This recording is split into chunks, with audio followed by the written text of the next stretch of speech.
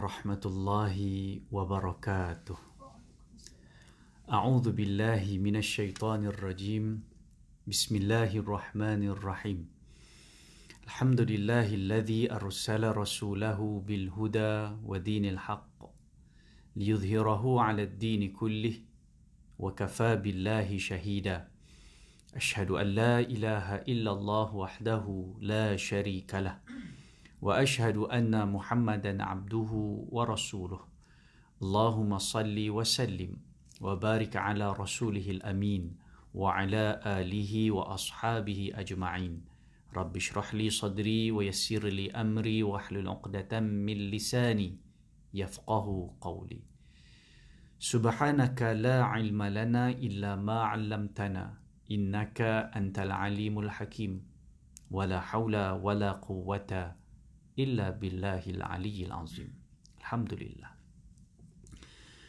Pertamanya sama-sama kita rafakkan rasa syukur kita kepada Allah Subhanahu wa taala di atas segala limpahan kurnia, inayah izinnya dapat sama-sama kita dipertemukan pada tengah hari yang penuh keberkatan ini. Mudah-mudahan para malaikat menaungi, merendahkan sayapnya majlis-majlis yang ada padanya zikrullah, dan mudah-mudahan majlis kita pada petang ini dapat bukan setakat menyebut nama Allah, tapi mudah-mudahan dapat membuka minda dan hati kita agar kita dapat lebih faham keindahan agama Allah Subhanahu wa taala.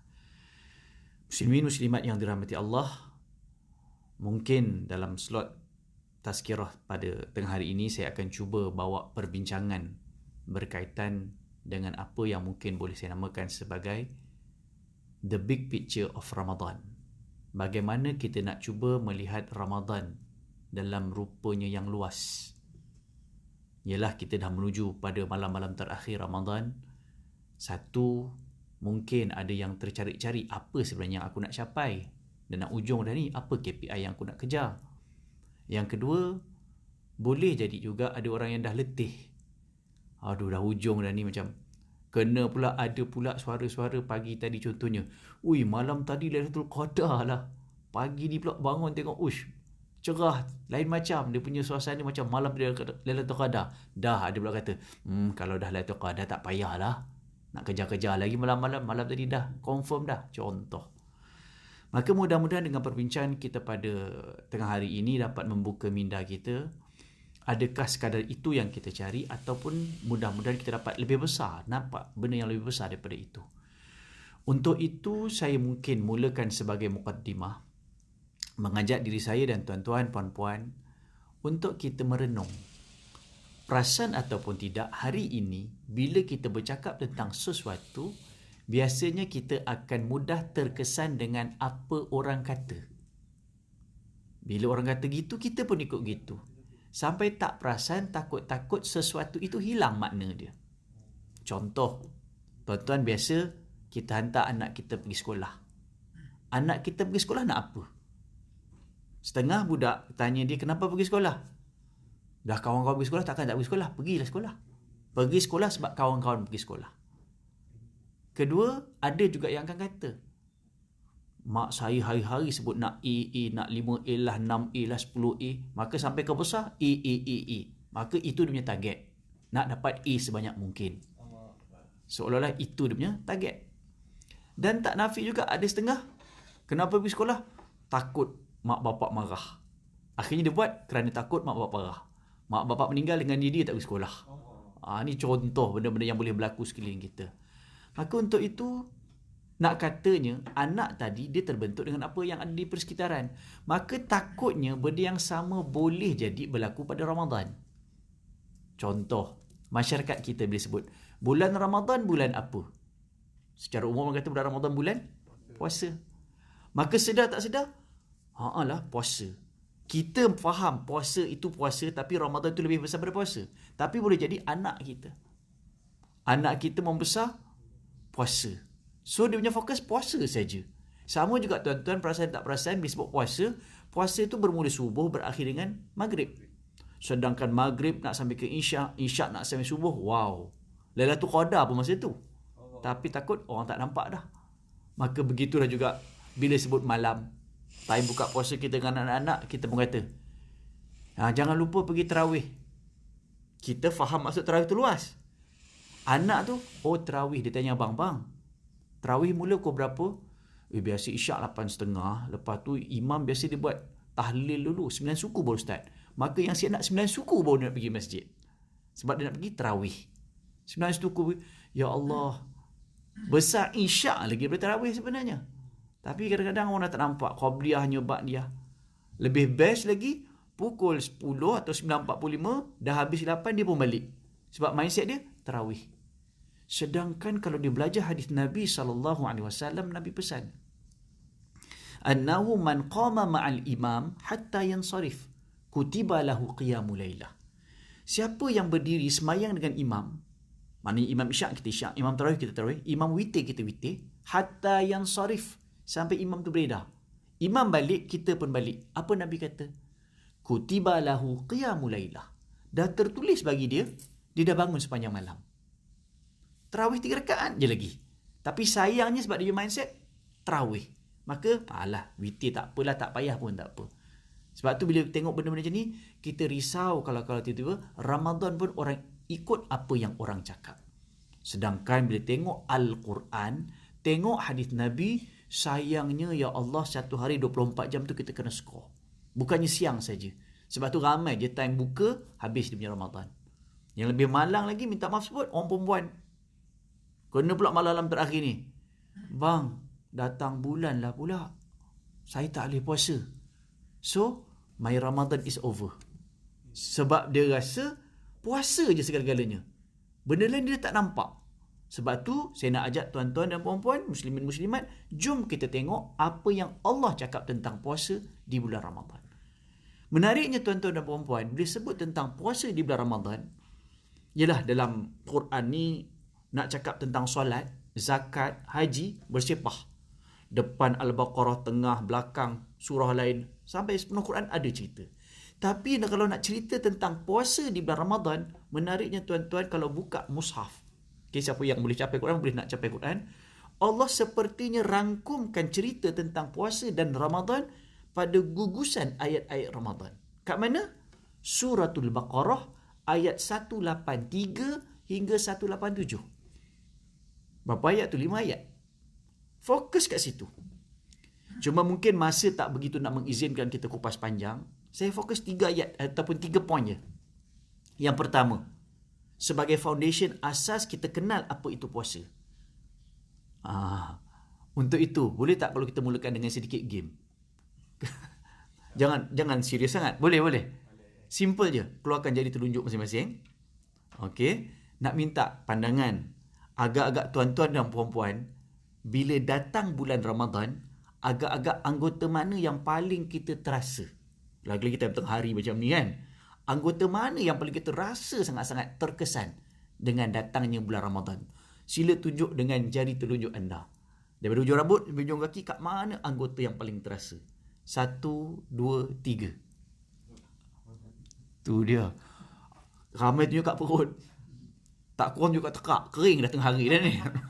Yang bercakap ni paling kering kali. Tu biasanya kita gitu. Okay, fine. Maknanya kita akan fokus pada kat situ. Kenapa? Mungkin sebab tadi. Bila sebut Ramadan, yang kita nampak lapar. Sebab kita sebut puasa. Sedangkan kalau kita kenal, luas. Jom tengok ayat foundation, asas. Yang saya yakin sure surau ni di mana-mana orang akan cerita ayat ni. 183. Cuma saya tak akan kupas macam terjemahan tafsir biasa. Saya akan cuba bagi dalam bentuk formula. Mudah-mudahan lebih mudah faham. Jangan makin pening sudah. Ayat dia. A'udzubillahi minasyaitanirrajim. Ya ayyuhallazina amanu. Ambil keyword yang pertama, amanu. Maksud dia, beriman. So, iman keyword pertama. Kutiba alaikumusiyam.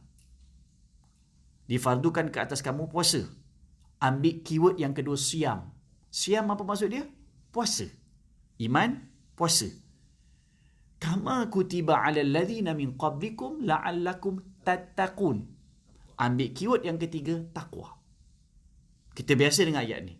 Cuma mudah-mudahan dengan cara bagi dalam bentuk formula macam ni lebih mudah faham. Kenapa? Bagi saya, bila tengok ayat ini, kita makin nampak, okey, apa tujuan kita puasa? Jelas kat situ. Dan apa kekuatan yang kita perlukan untuk memastikan proses puasa itu berlaku dengan sempurna. Contoh tadi kita kata, anak pergi sekolah nak apa? Kalau setakat nak A, saya takut lama-lama budak tu A. Memang akhirnya darjah 6 ke form 5 dia dapat semua A. Tapi takut kalau A yang paling besar, akhlak tak ada. Dia dapat A dengan dia meniru. Dapat A dengan menipu. Pergi universiti pun akhirnya tak pergi universiti. Dia beli sijil je. Menipu semua hidup dia. Dapatlah semua tu A. Tapi tipu. Kita tak nak. Atau lebih takut lagi, dia pergi sekolah, masuk universiti hebat luar negara bagai, balik-balik A yang paling besar hilang. Allah. Balik-balik, suka hati akulah nak liwat ke nak zina. Itu dosa peribadi aku. Boleh tak jangan campur urusan peribadi aku? Yang lebih takut lagi apa? Aku nak murtad suka hati akulah. Na'udzubillah. Sebab tu bila tengok balik, salah. Sedangkan kita pergi sekolah, kita bukan setakat nak A, tapi dengan pergi sekolah, kita dapat belajar erti disiplin. Benda tu kadang-kadang tak ada pun A tak A, tapi disiplin. Oh, ada undang-undang. Orang macam ni pergi kerja insya-Allah. Dia dah belajar disiplin dari kecil. Dia belajar macam mana nak hormat guru. Benda tu kadang-kadang tak ada pun dalam silibus kita A apa tak A. Tapi hormat guru. Pergi kerja dia tahu hormat dia punya head department. Dia tahu hormat bosses. Dia tahu hormat orang tua. Pergi sekolah dia buat network. Belajar dengan semua orang. Muslim, non-Muslim, apa bangsa dia belajar. Akhirnya kerja pun boleh hidup macam tu. Benda tu yang orang nak punya. Oh, pergi sekolah, universiti nak cari ilmu.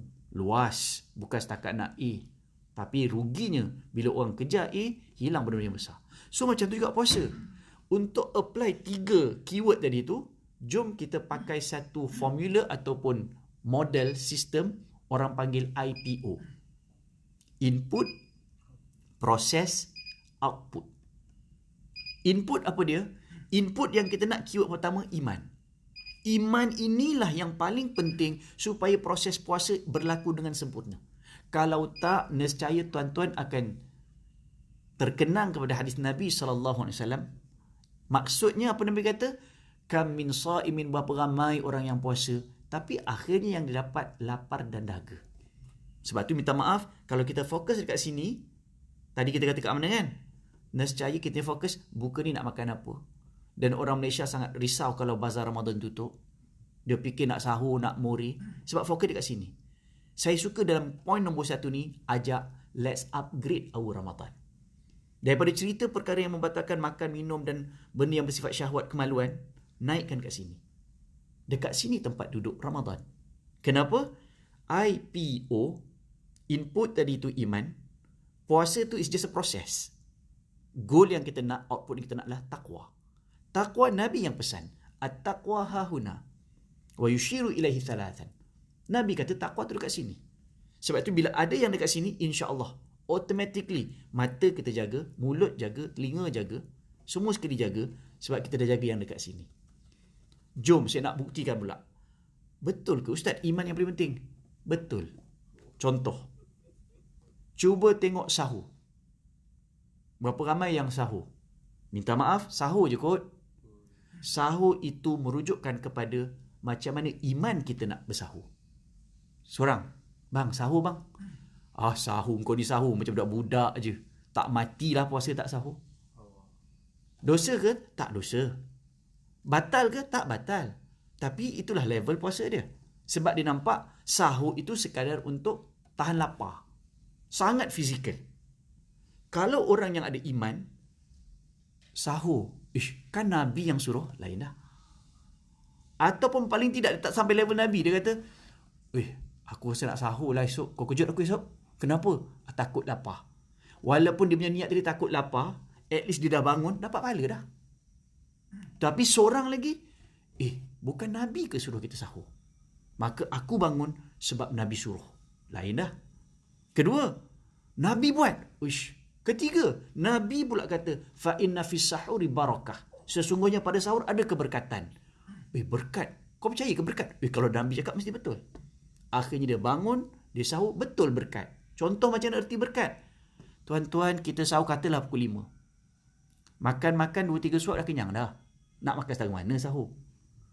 5 suku. Nak buat apa? Orang yang imannya ala-ala gitu, rugi kot 45 minit boleh tidur lagi. Tapi orang yang percaya berkat, percaya pula ayat Quran, wabil asharihum yastaghfirun, Allah kata, orang-orang beriman, orang bertakwa, waktu sahur adalah waktu mereka beristighfar. Combine pula dengan hadis Nabi. Nabi kata Allah sendiri mencari-cari hambanya di hujung-hujung malam. Man min sa'il, siapa tengah minta? Siapa tengah doa? Dia beriman. Wih, Allah cari ni, bukan malaikat. Allah sendiri cari. Siapa yang tengah minta? Aku nak perkenankan. Fa'u'tiyahu, aku nak bagi. Siapa yang tengah berdoa, aku nak mustajabkan permintaan dia. Ini semua waktu sahur. Dan satu lagi, man min mustaghfirin. Siapa yang tengah istighfar? Aku nak ampunkan dia. Sebab tu orang yang beriman, rugi. Dia pun dah sahur, dah semayang pula, dah qiyam sikit sebanyak 5.55. Azan subuh. Berkat tak berkat, dia pergi sembahyang subuh masjid. Lain dengan orang yang tak sahur, silap-silap. Kita bukan sangka buruk. Subuh dia entah lewat, entah terlepas terus. Ni benda yang orang yang nampak dia kata, rugi. Lepas tu satu, dia datang office awal, dia boleh balik awal, dia boleh terus menghidupkan ibadat, macam-macam. Itu contoh berkat. Bila dia percaya. Sebab itu mungkin saya nak buktikan betapa iman ni sangat besar untuk meraih Ramadan yang terbaik. Cuba tuan-tuan dan puan-puan renung.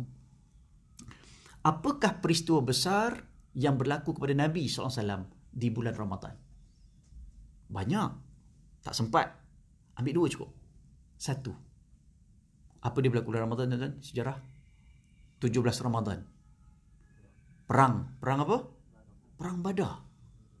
Allahu Akbar. Kalau sebut tentang perang Badar, semua tahu perang itu perang kali pertama. Dan bila sebut perang Badar, tuan-tuan, minta maaf.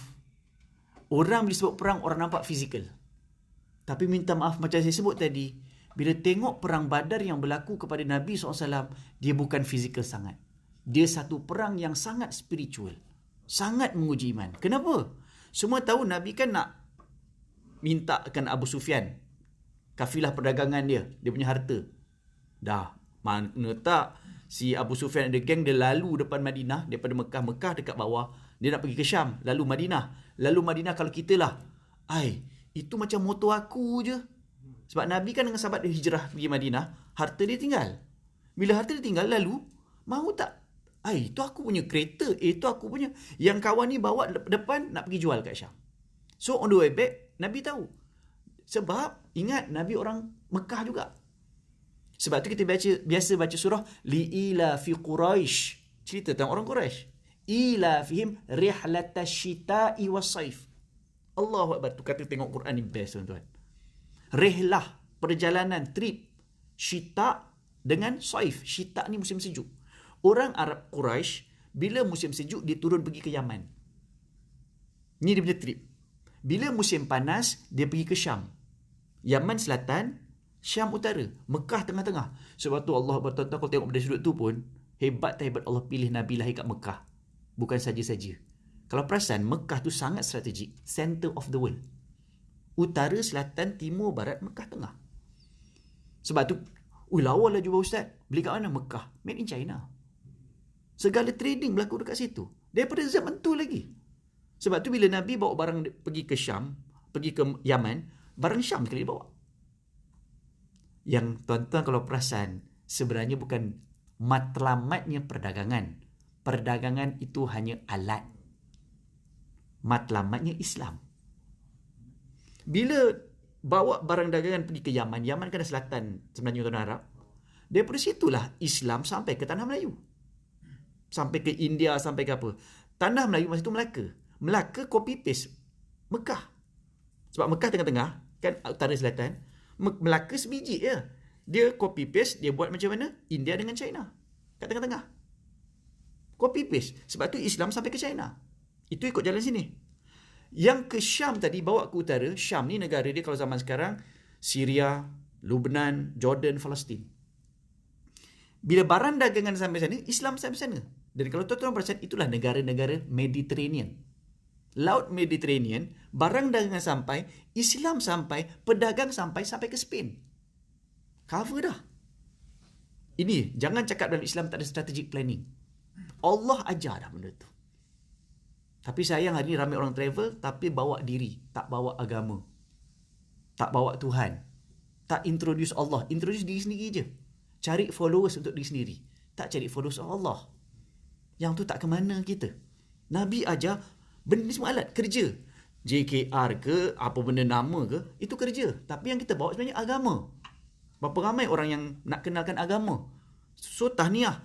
Dengar JKR pun dah berapa banyak surau ada. Itu antara bendanya. Kita duduk kat mana, kita bawa agama.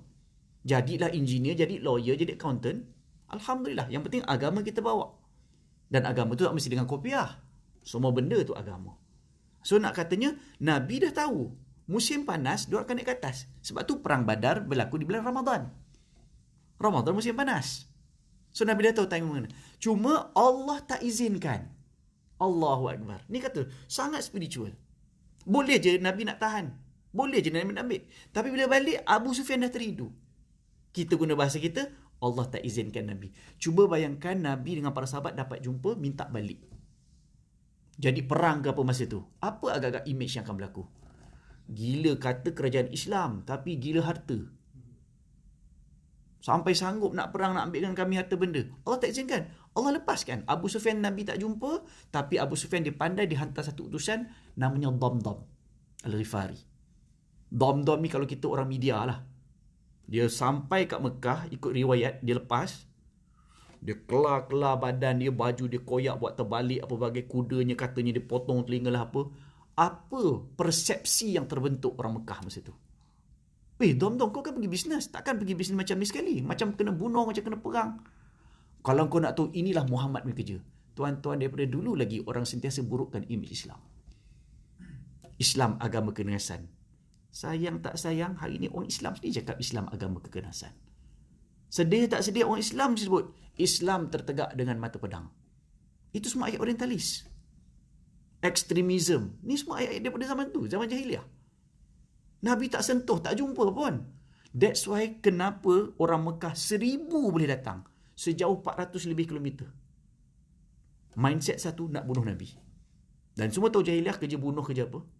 Yang Nabi and the gang tak prepare nak perang pun. Nak jumpa, nak ambil, nak tanya dia punya harta dagang apa, yang ditinggalkan itu je. That's why Abu Sufyan bila dapat tahu Abu Jahal nak datang, Abu Sufyan kata, tak payah, settle dah, aku dah lepas.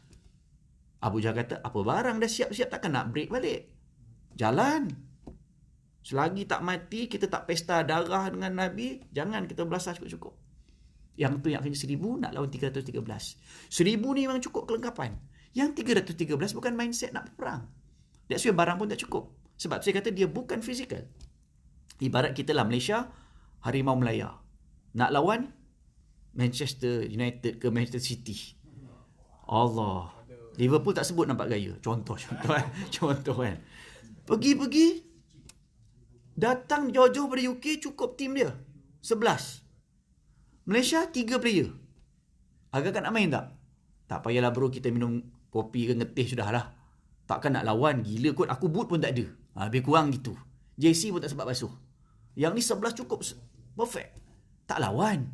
Tapi apa yang membuatkan sahabat-sahabat sanggup lawan? Tak ada lain, satu je. Iman. Dan ingat tuan-tuan, yang dia nak lawan 1000 tu siapa? Pak saudara. Pak cik, mak cik, bapa, adik-beradik. Memang Allah nak uji. Tapi akhirnya apa yang menyebabkan mereka tekad, kita tak nak gaduh, kita tak nak lawan dan tak nak bunuh. Tapi kalau Islam yang kau nak usik, Nabi yang kau nak bunuh, kami rela mati. Ini namanya iman. Hari ini nak cakap benda ni terus orang kata ekstrim ni. Terus dilabel begitu. Tapi itulah yang ditunjukkan oleh Nabi dan para sahabat. Kami mati tak apa, jangan Islam mati. Sebab tu Nabi berdoa sungguh-sungguh selepas buat secara strategi, kalaulah ya Allah kumpulan kami ni kalah, siapa nak sembah engkau ya Allah. Tengok Nabi punya ayat pun sangat iman. Bukan, ya Allah kalau kami mati, anak kami nak makan apa? Isteri kami macam mana masa depan? Tak. Nabi punya fokus minta pun, siapa nak sembah engkau ya Allah kalau kami semua mati ni? Nangis-nangis takut sangat. Minta sungguh-sungguh. Dan ia berlaku di bulan Ramadan. Akhirnya apa tuan-tuan? Menang ke kalah? Islam menang. Macam mana boleh menang? Pedang dia ada power ke apa? Tak. Allah turunkan malaikat. Again, sangat iman. Malaikat tu ada lagi ke tak sekarang ni? Ada je nak bantu kita. Tapi syarat kualiti iman nak kena macam tu. Nak kena cari level-level iman tu. Sebab tu saya kata Ramadan sangat berkait dengan iman. Sebab tu nak cakap bangun sahur, nak cakap qiyamul lail, nak cakap kerja apa, nak baca Quran, imanlah yang akan jadi pemangkin. Input yang kita cari, bekalan yang kita nak supaya puasa ni jadi satu proses yang sempurna. Peristiwa kedua. Selain daripada Perang Badar pun ni, peristiwa besar kita sampai cuti-cuti kita kat Malaysia ni. 17 Ramadan juga kan? Nuzul Quran. Again, dia bukan physical Quran ni sangat. Juga soal iman. Minta maaf berapa ramai hari ni orang Islam sendiri. Boleh ke pakai Quran Ustaz zaman sekarang? Untuk baca boleh lah. Untuk buat musabaqah okey lah. Pahala semua tu. Hafal Quran boleh. Dan kita tengok realiti juga. Buka Mahat Tafiz. Kerajaan yang bukan Islam pun boleh sponsor. Buat musabaqah Al-Quran, Taranum, silap-silap minta Amerika sponsor, Amerika boleh sponsor. Tapi adakah tujuan Al-Quran itu diturunkan sekadar untuk dihafal? Tanpa menafikan besarnya pahala ganjaran orang boleh hafal. Boleh Taranum, itu semua cantik sangat-sangat. Tapi adakah itu tujuan nombor satu? Quran diturunkan untuk dilaksanakan. Ibaratlah kalau kata dia ada berapa surah? 114 surah. Ibarat. Dapat 114 surat. Ibarat. Kita masuk universiti, mak bagi bapak bagi surat. Kita pun baca. Wih, bapak aku bagi surat lah. Tuan-tuan dulu masa belajar ada tak bapak bagi surat? Macam pelik je bapak bagi surat kan? Kita pun, wih, bapak bagi surat. Baca tak? Bacalah bapak bagi. Soalnya, bapak tak tanya. Baca tak? Bapak tanya. Kau buat tak apa bapak pesan? Alamak, lupalah. Habis tu kau buat apa? Cantik tulisan bapak. Saya frame tak tinggi-tinggi. Apa khabar semua? Lain macam maksudnya kan? Kita gantung sana, kita tulis ini, cantik-cantik buat. Fizikal. InsyaAllah kita percaya ada berkat. Tapi adakah itu tujuan Quran turun? No. Sebab tu silap-silap bila nak laksana Quran, ustaz dengan ustaz bergaduh. Sebab itu cabaran yang sebenar. Macam mana nak laksanakan apa yang Allah sebut? Termasuklah puasa ni. Akhirnya laksana. Tapi dah jadi lain takut dengan apa yang sepatutnya berlaku. Sebab tu tuan-tuan, untuk nak kasih mudah faham lagi, tuan-tuan, Al-Quran bukan setakat ada 114 surah, tapi dia ada 6,236 ayat. 6,236. Tuan-tuan, daripada 6,000 lebih, berapa je ayat perintah? Tak banyak. Ratus-ratus je. Soalan saya, ada tak ayat perintah Allah yang Nabi tak boleh buat? Logiknya semua boleh. Suruh kahwin, Nabi kahwin.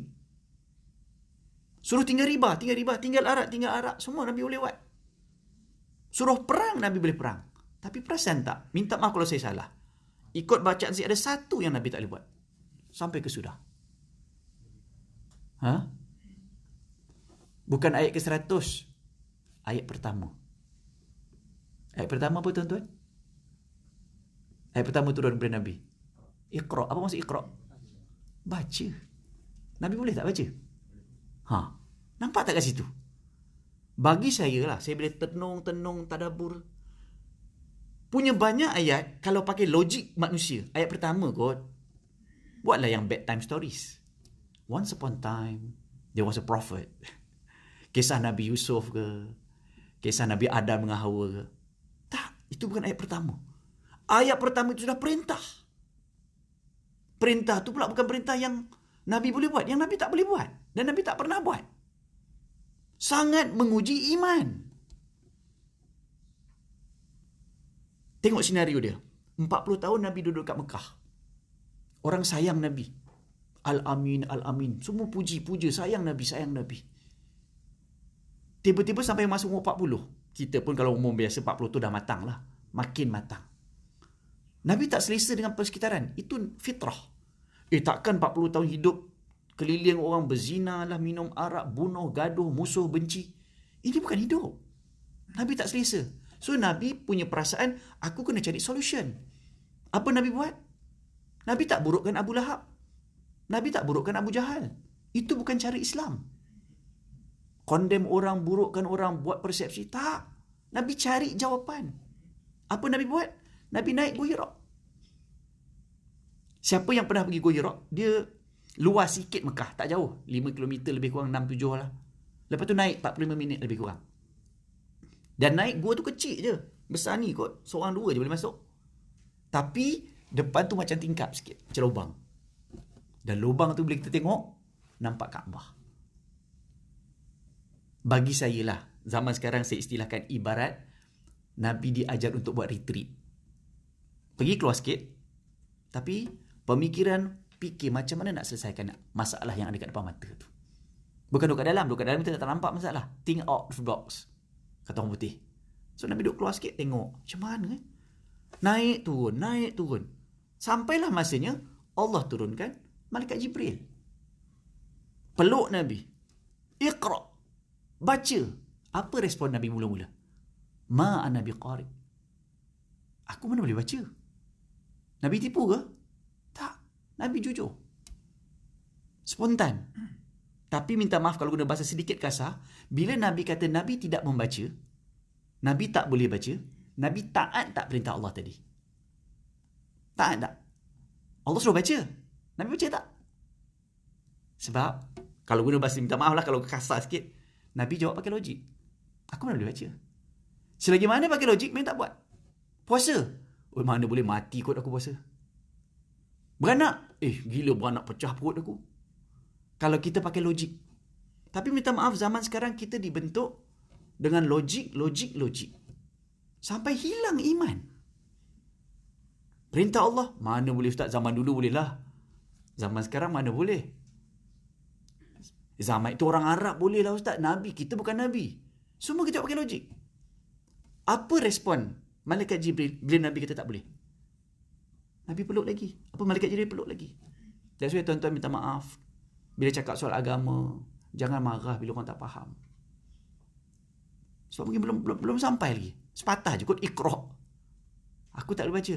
Engkau ni tampar terus. Jangan, Islam tak ajar macam tu. Peluk. Bagi support. Dia tak faham lagi. Buat sekali lagi, try. Betul, aku tak boleh baca. Nabi jawab benda yang sama. Yelah, kita bagi same approach, same result. Kena tukarlah sikit. So, Nabi masih jawab, betul, aku tak boleh. Aku tak pernah baca. Jujur, Nabi jujur. Orang baik, tak pernah menipu. So, apa step ketiga? Malaikat Jibril ubah approach. Panjangkan sikit.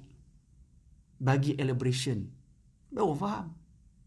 Kalau bahasa politik, darurat. Apa hal darurat? Bagi explanation. Kementerian Penerangan buat kerja dia. Setiap kementerian pun turun, menteri-menteri pun turun. Ada prihatin, tak prihatin. Explain balik. Baru orang faham. Oh. So, Iqra.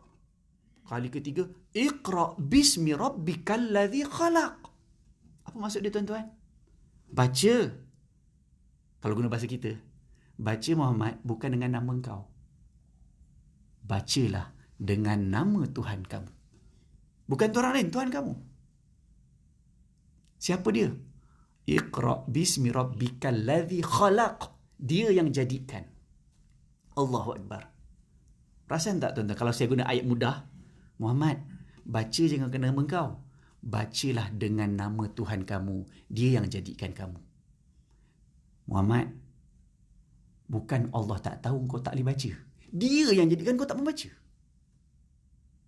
Sekarang ni kau naik Gua Hira ni kau nak cari solution. Dan Islam, yes, agama solution. Sekarang ni Allah nak bagi solution. Baca.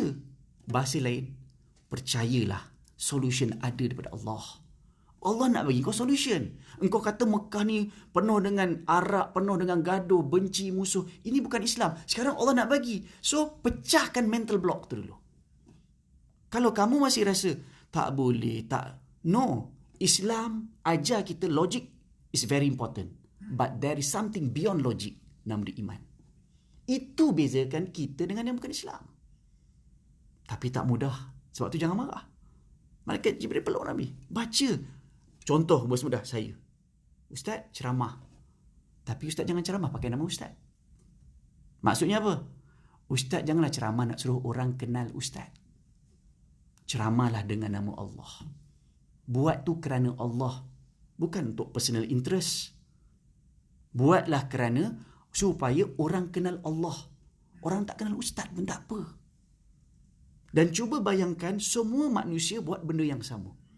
Orang Islam hidup, Allah kata, Nabi kata, Allah kata, Allah kata, Nabi kata. Saya percaya semua orang akan bersatu. Tapi masing-masing bawa kepala, pada pandangan saya, pada pandangan aku, pandangan, yang ni ikut ni. Tapi Allah kata, kita, contoh, saya bagi contoh mudah. Tuan-tuan, apa pandangan tuan-tuan dan puan-puan? Kita bersatu? Apa respon? Bersatu, Ustaz. Macam makin berpecah lagi ada ni. Mana boleh orang Melayu nak bersatu, Ustaz? Arab pun tak bersatu. Nampak tak? Kita jawab pakai logik. Cuba ubah. Bukan saya yang suruh. Bukan pemimpin kerajaan ke parti politik. Tak. Allah yang suruh kita bersatu. Dengan firman dia, wa'tasimu bihablillahi jami'an wa la tafarraqu. Maka orang kata, Allah yang suruh lah, bukannya ustaz suruh. Allah yang suruh. Dan bermula daripada situlah Nabi terima ayat tak ada satu pun yang Nabi tak boleh. Tapi bermula dengan iman. Sebab tu poin saya nombor 1, saya nak katakan puasa is just a process. Tapi iman yang akan membezakan macam mana kita lapar. Kalau tuan-tuan nak pakai logik, minta maaf lah kan. Kalau fokus kat sini tadi kita kata, berapa ramai tuan-tuan terfikir logik, jom sahur. Aku tak sahur, aku more tadi dah kira sahur dah. Kenapa? At least aku rasa lapar, rasa macam pahala tu lebih sikit. Nampak tak orang pakai logik? Time pukul 7 suku buka. Apa buka time ni, macam budak je kau kelang kabut nak buka. Habis tu, aku time more nanti nak buka. Biar dapat pahala lebih sikit. Itu bangang nama dia. Sebab tu agama bukan tertegak dengan logik semata-mata. Akhirnya siapa yang boleh follow apa yang Nabi sebut? Nabi sebut, siapa yang sahur paling lewat, itu paling baik.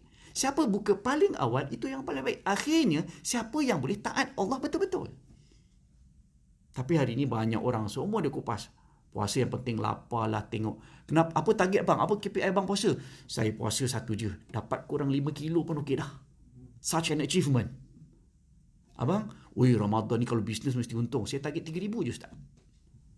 Seorang lagi, saya rasa puasa sangat mengajar saya erti, kesusahan, ada orang lapar. Semua tu tak salah tuan-tuan, tapi itu bukan tujuan. Dalam bahasa agama dipanggil hikmah. Hikmah just a bonus. Dapat tak dapat, dapat Alhamdulillah. Tapi goal untuk kita puasa, 3 yang saya sebut tadi, iman, puasa, takwa. Goalnya adalah takwa. Tengok, takwa sangat spiritual. Bukan fizikal. Kurus 5 kilo. Dapat 3,000. Itu semua material, fizikal. Tapi dapat Alhamdulillah. Sihat puasa, Alhamdulillah. Tapi goal yang kita nak takwa. Sebab tu orang yang bertakwa, siapa? Buka first page surah Al-Baqarah dah jumpa. Hudal lil muttaqin. Alladzina yu'minuna bil ghaib. Beriman benda ghaib. Syurga dan neraka. Tak nampak. Dosa pahala. Tak nampak. Orang inilah yang kita nak. Ni, nak cakap tentang integriti. Tak ada berlaku corruption. Ini. Pergilah kursus integriti lah apa benda berapa jam. Tapi kalau tak diisi dengan iman, susahnya. Susahnya. Sebab akhirnya dosa pahala tu yang takut. Berintegriti ke tak? Bertakwa ke tidak? Saya melihat soal amanah sangat berkait dengan soal takwa. Okey, itu poin yang pertama. Nak gambarkan bahawa mudah-mudahan kita puasa bukan ikut orang lain puasa. Tapi kita puasa kerana faham iman yang paling penting. Sahur kerana iman. Tahan matalah mulut apa kerana iman. Akhirnya mudah-mudahan outcome yang kita capai takwa. Sebab tu kalau perasan nak capai sesuatu, Allah biasa sebut iman dengan amal. Innalladzina amanu mesti combine dengan wa amilus solihat. Ya ayyuhalladzina amanu kutiba alaikumusiyam. Dalam konteks ini, siam puasa is a proses amal tadi tu. Maka banyak lagi amal-amal lain. Okey, itu untuk yang first point. Point yang kedua. Ayat 185. Untuk kita kembangkan, kita kata big picture of Ramadan. Ramadan bukan setakat puasa saja. Tadi kita kata Ramadan bulan perang, Ramadan perang mujahadah, bulan segala-galanya. Bila sebut hudalil muttaqin, dengan zakat, sedekah kita bagi, ini semua bulan Ramadan. Akhirnya bukan bulan puasa saja. Puasa hanya part of Ramadan. Ayat 185 poin yang kedua. Syahrul Ramadan alladhi unzila fihi al-Quran. Allahu Akbar. Yang ni saya yakin ramai dah ustaz kupas kot berkaitan dengan nuzul Al-Quran dan sebagainya. Cuma saya nak bermain dengan perkataan. Syahru. Apa maksud syahru? Bulan. Bulan syahru tak sama dengan bulan yang ke atas. Bulan yang ke atas nama dia qamar. Ini bahasa Arab, nikmat belajar. Qamar kalau bulan. Kalau anak bulan, namanya hilal. Ini bahasa Arab. Hilal, anak bulan. Kalau bulan mengambang, badar. That's why agama kita turun hukum hakam dalam bahasa Arab. Sebab dia sangat detail. Kalau Melayu, semua tu bulan. Habis tu syahru. Syahru bukan bulan tu. Syahru kalau bahasa Inggeris, month. Yang atas tu moon. Yang ni month. Syahru Ramadan. Bulan, month. Tuan-tuan, setahun ada berapa bulan? 12. Siapa yang jadikan setahun itu 12 bulan? Bukan Neil Armstrong, bukan Yuri Gagarin. Allah yang jadikan setahun itu 12 bulan. Allah jadikan. Menariknya tuan-tuan dalam konteks ini, kalau tuan-tuan baca betul-betul Al-Quran daripada Al-Fatihah sampai An-Nas, tuan-tuan akan jumpa perkataan syahr 12 kali. Allahu Akbar. Baca dengan nama Allah. Sebab ini kalam Allah. Cuma kita tak sempat. Kalau bilik satu-satu macam-macam, kita akan jumpa. Tadi saya masuk takwa, dia jumpa dah kriteria orang bertakwa. First page dah jumpa dah takwa. Dia seperti nak elaborate. Itu kata nikmat baca Quran. Jawapan kat sini ada di sini. Okey. 12 kali perkataan syahr. Dia tak campur yang syahrain. Syahrain lain. Ashhur, syuhur, itu semua plural, lain. Ini kita singular. Ada 12 kali perkataan syahr. Tuan-tuan perasan tak? Syahrul Ramadan inilah kali pertama perkataan syahr muncul. First time. Mana Al-Fatihah tak ada, Al-Baqarah sampai 184 tak ada, 185 syahru. Dan dia terus disekalikan dengan Ramadan. Bulan yang pertama terus Ramadan. Maka pukul tu syahr kedua, syahr ketiga, syahr. Tuan-tuan agak-agak dekat mana syahr yang terakhir? Yang ke-12. Mesti kat belakang. Tuan-tuan semua hafal. Juzuk Amma. Surah Lazim. Bulan Ramadan mesti baca. Inna anzalnahu fi lailatul qadr. Lailatul qadri khairum min alfi syahr. Allahu Akbar. Yang ke-12 kat situ. Semua hafal. Again, nampak tak nampak, rasa tak rasa. Semua kita hafal. Lah syahr pertama Ramadan.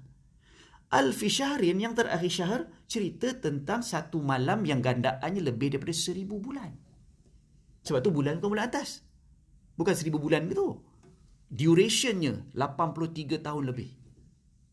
Kita hidup pun tak tentu lagi. Amal lagilah jauh nak banyak macam tu. Tapi Allah nak bagi kita syurga. Kait Lailatul Qadar. Allahu Akbar. 12 bulan. Tuan-tuan perasan tak? Dalam Quran juga, bila cakap tentang 12 bulan, ada kisah seorang Rasul yang ada 12 adik-beradik. Nabi apa tuan-tuan? Nabi Yusuf. Surah ke-12. Juzuk 12. Dah macam main nombor-nombor pula ni. Tapi subhanallah. Saya tak banyak kata lebih. Tapi itulah yang berlaku. Surah ke-12, juzuk ke-12, surah Yusuf. Nabi Yusuf 12 adik-beradik. Tuan-tuan, 12 adik-beradik Nabi Yusuf. Ada tak nama-nama adik-beradik Nabi Yusuf dalam Al-Quran selain Yusuf? Tak ada. Yang kita sebut Bunyamin, itu bukan dalam Quran. Kita ambil pada sumber lain. Macam kita sebut nama Zulaikha lah apa semua kan. Dalam Quran tak ada. Itu sumber-sumber lain. Kita tak nak bincang dalam bab tu. So nak kata dalam Quran, nama adik-beradik tak ada, Nabi Yusuf saja ada.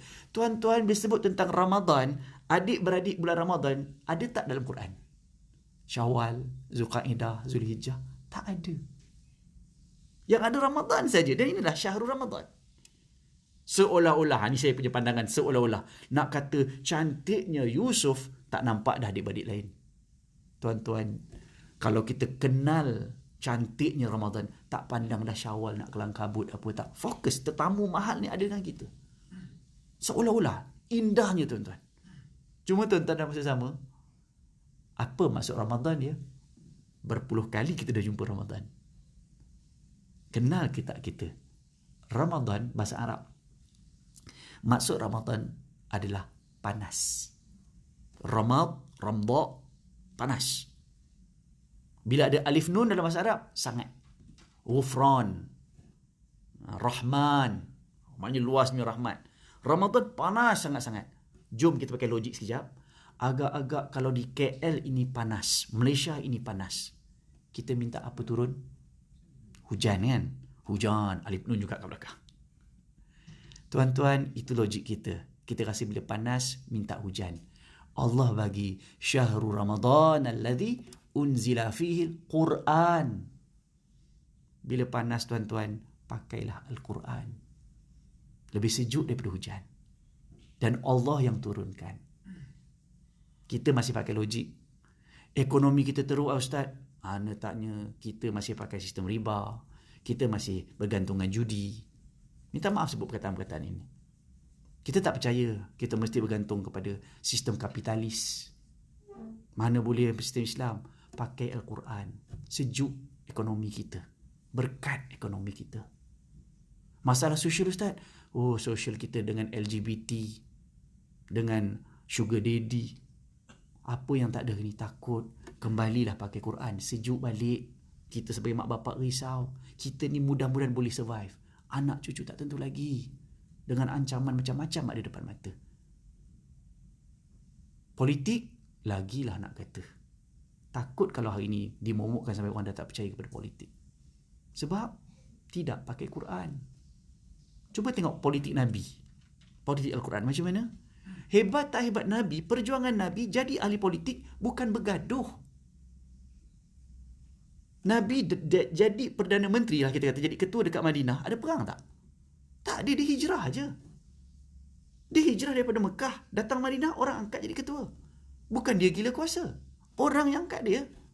Tak ada gaduh, tak ada perang. Zaman itu nak jadi ketua mesti perang. Mesti bunuh. Islam bukan agama keganasan. Dan ingat, 8 tahun lepas itu, Nabi merdekakan kampung halaman di Mekah. Juga berlaku bulan Ramadan, Fatu Makkah. Ada perang? Tak ada. Nabi masuk macam tu je. Fatu Makkah, tak ada perang. Itu pun sampai kiamat orang kata Islam agama keganasan. Islam sangat damai. Dan politik Nabi menyatukan. Nabi orang Mekah pergi Madinah, Nabi satukan orang Muhajir dengan Ansar. Sama. Bersatu. Aus dengan Khazraj bergaduh 120 tahun lebih kurang. Bersatu. Ingat, semua itu kerana Allah. Bukan sebab Nabi nak jadi ketua. Tak. Tapi sebagai hamba, ini kerjaku. Kerjaku satukan manusia. Tapi, minta maaf, suasana politik kita diajar divide and rule. Politik kerja pun divide and rule. Keluarga pun divide and rule. Na'udzubillah. Islam ajar kita kena bersatu sebab kita nak kuat. Sebab tu perang Badar jadi menang, Allah bagi sebab bersatu umat Islam. Allah turunkan malaikat. Allahu Akbar. Sebab tu bila tengok balik, Syahrul Ramadan allazi unzila fil Quran. Sebab itu bagi saya, bila sebut tentang nuzul Quran, cerita pasal Nabi naik, tengok. Allah nak angkat secara simbolik, angkat Nabi naik Gua Hira. Kenapa? Quran itu turun dari langit. Kalau istilah orang zaman sekarang, ini makanan orang kayangan. Ini kehidupan orang kayangan. Ini kehidupan Al-Quran. Orang Islam dikenal hebat pada orang lain sebab orang Islam bukan pakai Karl Marx punya pemikiran. Orang Islam pakai Al-Quran. Quran bukan kalam manusia, Allah yang turunkan. Kita kena naik. Dan for sure bila kita naik pakai bahasa-bahasa Al-Quran, hukum-hukum Quran, Allah angkat kedudukan Islam. Masa itu baru kita jadi umat terbaik. Tapi kalau kita pun macam tak boleh je Ustaz, macam tak logik je, tak jadi. Imanlah jadi pemangkin, menjadi Muslim yang terbaik. Sebab itulah Allah kata kenapa? Hudan, dia menjadi petunjuk. Ibarat kita ada handphone, smartphone, ada tak nak datang daripada Bangi ke sini? Pakai apa? Pakai Waze, pakai Google Maps. Ada, tapi tak pakai. Mungkin tak sesat, kita tahu dah biasa kita daripada kecil dulu sini. Tapi ingat, kita tak tahu tiba-tiba ni ada roadblock, jalan tutup apa bagai. Akhirnya lambat sampai. Kita percaya orang Islam akan sampai juga ke syurga insya-Allah. Tapi tak nak pakai. Allah dah bagi Quran. Susunnya dekat rak. Tak baca, tak pakai, tak apa. Sekadar jadi gantung kat dinding. Tak jadi. Hudan, petunjuk. Ibarat kita lah bawa kereta, lampu merah. Lantaklah merah tak merah suka hati aku. Boom. Accident. Aku dah bagi petunjuk. Merah ni. Nak pergi ke Bangi kot sini, nak pergi KL kot ni. Suka hati akulah. Tak boleh. Marah JKR kan. Aku dah buat ni kau tak pakai juga. Dah bagi jalan elok-elok nak jalan tikus lagi. Ni, kita pun marah bila kita buat orang tak pakai. Pakai juga jalan lain. Macam itulah kalau boleh gambar hudan linas wa bainat. Last sebagai penutup. Ayat 185 juga, tuan-tuan biasa baca, faman syahida minkumus syahra falyasum. Dia kata nikmat dia tengok Quran dan kita faham. Allah kata siapa yang nampak anak bulan Ramadan puasa. Di kalangan kamu siapa nampak puasa? Soalan saya, siapa hari tu kita start puasa itu hari apa? Oh, ingat semua bagus. Raya hari apa? Raya kami tak ingat ustaz, kami ikhlas je puasa ni. Tu dia ganas sangat dah tu. Okey, soalannya, kita start puasa itu hari Selasa. Kenapa kita start puasa hari Selasa? Sebab nampak anak bulan. Jujur soalan, siapa hari tu nampak anak bulan? Tak ada yang tengok ke? Habis tu kenapa puasa? Yakin je. Siapa yang beritahu nampak anak bulan? Isytihar. Siapa yang isytihar tu? Pakcik ke?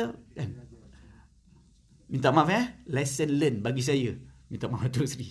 Lesson learn bagi saya. Itulah sifat orang bertakwa. We trust to the authorities. Kita respect pihak berautoriti. Itu sifat Islam. Sifat orang bertakwa dia percaya pada pihak autoriti. Kita tak kenal pun siapa tengok anak bulan tu. Berapa ramai, betul ke nampak? Cuba golongan anti-vaksin bangkit. Ustaz, saya tak percaya puasa hari Selasa. Kenapa? Saya yakin diorang pakai teropong tu mesti teropong Yahudi. Ni semayang apa, dia jarak-jarak SOP-SOP. Ni semua teori konspirasi. Akan ada yang ikut. Minta maaf kalau saya sebut dari sudut ideologi, inilah ideologi sosialis komunis yang sedang merebak dalam masyarakat. Akidah mereka anti-establishment. Buatlah apa, semua tak betul. Kebetulan saya, tuan-tuan mungkin sebahagian, membesar dalam suasana tu. Saya balik grad degree 97, lepas tu saya buat master apa. Balik Malaysia, saya degree master semua kat Jordan. Balik Malaysia zaman reformasi apa semua. Bukankah masa itu kita dibentuk dengan pemikiran jangan percaya semua orang? Bagi saya lah, saya membesar kat dalam tu. Saya tak sempat zaman baling lah ke apa benda tu. Tapi saya diajar, jangan percaya kepada hakim. Hakim semua gula-gula hacks. Kalau ingat zaman tu. Jangan percaya dekat polis. Polis ni anjing negara. Itu didikan masa tu. Sampailah. Jangan percaya kat cikgu. Alah, cikgu tu degree, bapak dia 7 PhD. Jangan percaya. Alah, dia tu setakat tu. Dan perasan tak? Jangan percaya kat pusat zakat. Jangan percaya kat masjid. Jangan percaya kat mufti. Sedang berlaku. Jangan percaya kat agung. Ini dah melampau. Burukkan sana, burukkan sini. Kat mana rukun negara? Kat mana kepercayaan pada Tuhan? Raja-raja kita? Kesopanan, kesusilaan? Kat mana rukun negara kita? Kalau nak cakap tentang agama, takut tinggi sangat. Kat mana? Sedar tak sedar, kita rasa kita Islam, tapi pemikiran kita dah jadi sosialis, anti-establishment. Semua tak betul. Na'udzubillah. Sebab tu akhirnya, yang bukan ustaz mengalahkan ustaz. Zaman sekarang dengan media sosial, semua orang buat statement. Dan minta maaf lah, wartawan kerjanya petik. Habis, kita pun termakan. Kita manusia. Sebab tu saya mulakan tadi, bagaimana kita melihat Ramadan pun akhirnya atas persepsi. Cuba define apa itu Islam. Saya pernah sekali buat training apa kan. Ustaz, saya tahu dia orang utara kot, dia belah-belah sini duduk, saya ingat lagi buat program besar. Silakan. Yang orang lain biasalah ayatnya, tunduk patuhlah kepada Allah. Sampai kat dia, saya tahu Islam itu ISLAM. Tu dia macam pom-pom girl. Isyak. Sudah. S, subuh. Menarik juga, lepas isyak memang subuh. L, mampu pakcik pada ada L. Ada ustaz, lohok. Tu dia ada pusing waktu, lohok. Asar, maghrib. Just nice. Cuba pemikiran itu tersebar, itulah Islam. Sebab bagi dia, sembahyang itu Islam. Sedangkan Islam itu baru satu rukun daripada 5 rukun yang besar. Daripada seluruh aspek Islam yang luas. Tapi menarik, orang akan pakai. Dan itu yang berlaku ini, orang pakai apa yang glamour, menarik, tertarik, the bomb. Tu sampai tak nampak dah yang mana betul. Sebab tu saya tarik, Ramadan jangan sampai kita tengok Ramadan yang penting lapar. Padahal lebih besar daripada itu. Sebab tu mudah-mudahan, saya bukan nak kata pula bila sebut anti-establishment, nak kata, bila ustaz cakap jangan sanggah. Tak. Contoh mudah, imam semayang nanti. Zuhur berapa rakaat? 4. Kita kadang-kadang tak kenal pun siapa imam kat masjid rumah kita pun. Tapi kita follow. Itu kita punya akidah. Dan kita happy jadi makmum.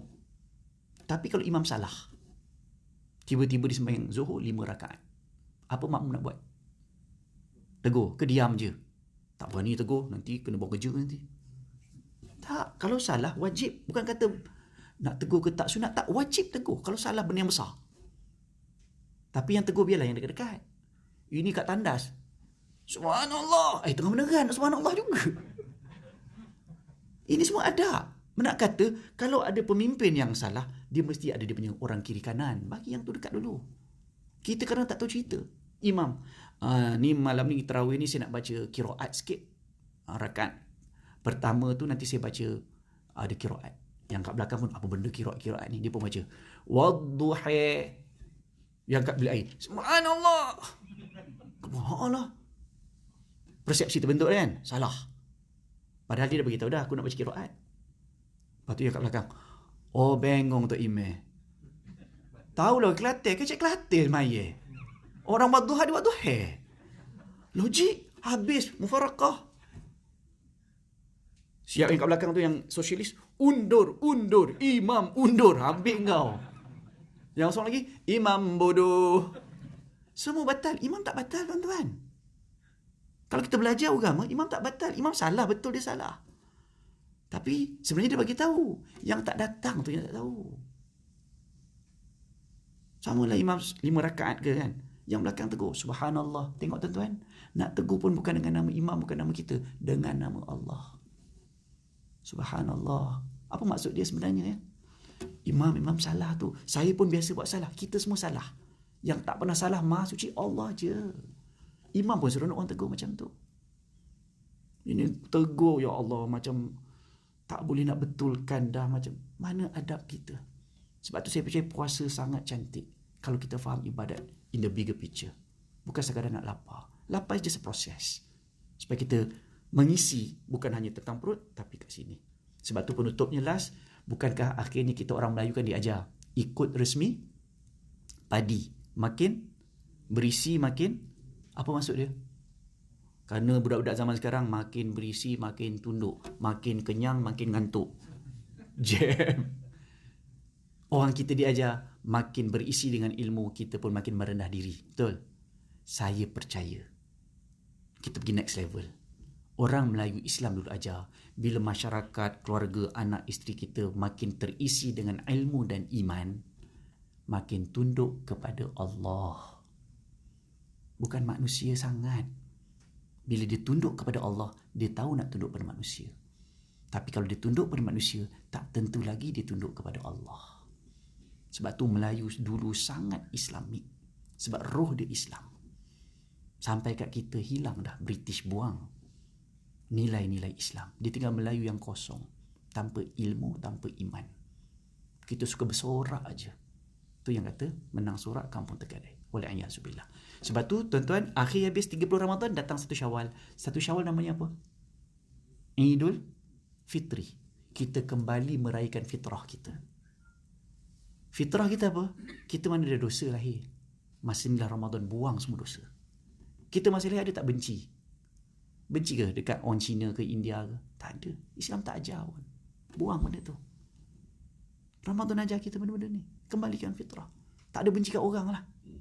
Kita diajar sayang semua. Suka semua. Mudah-mudahan itu fitrah kita. Fitrah kita boleh bangun malam. Fitrah kita boleh baca Quran. Pergi masjid. Sampai benda sunat kecil-kecil kita boleh buat. Tarawih yang sunat kita boleh buat. Jangan pula yang fardu ditinggal. Dan apa lagi sunnah yang kita power bagi saya lah. Last sekali penutup.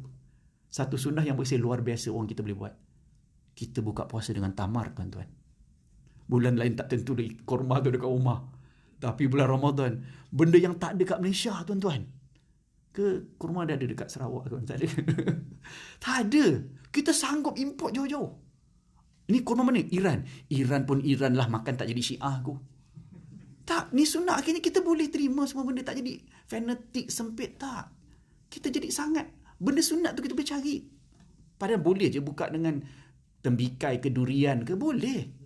Yang ada kat tempat kita. Tapi demi agama, aku nak buat yang terbaik. Kita boleh. Itu fitrah kita. So, mudah-mudahan jangan berakhir dengan 30 Ramadan, tapi takwa. Kalau kat sini, memang namanya restoran takwa. Tapi kalau takwa yang ni sampai kiamat kita nak jaga. Sini sampai maghrib habis, sampai dekat 1 Syawal habis. Tapi dekat sini mudah-mudahan momentum itu berkekalan. Saya kira sekadar itu saja. Minta maaf terlebih, terkurang, terkasar apa. Yang baik semua daripada Allah. Yang salah, silap orang itu kelemahan diri saya. Saya minta maaf banyak. Wabillahi taufiq wal hidayah. Wassalamualaikum warahmatullahi wabarakatuh.